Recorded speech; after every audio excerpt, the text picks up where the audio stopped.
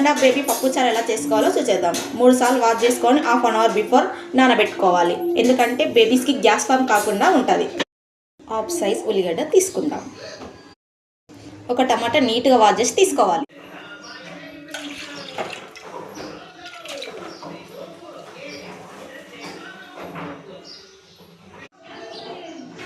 ఒక హాఫ్ ఉల్లిగడ్డ, ఒక టమాటా, ఒక పచ్చిమిర్చి, కొంచెం అంతా కరివేపాకు.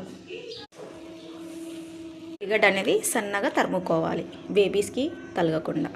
ఉల్లిగడ్డ అనేది సన్నగా తరుముకోవాలి. టమాటా వేసుకుందాం. ఒక పచ్చిమిర్చి, 2 రెమ్మల చింతపండు వేసుకుందాం. కొంచెం అంతా ఆయిల్, పొంగకుండా, చిటికెడు పసుపు,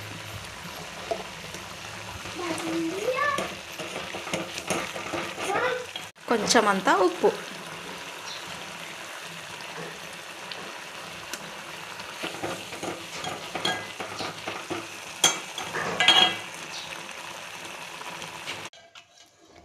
ఇలా మెత్తగా రుబ్బుకోవాలి.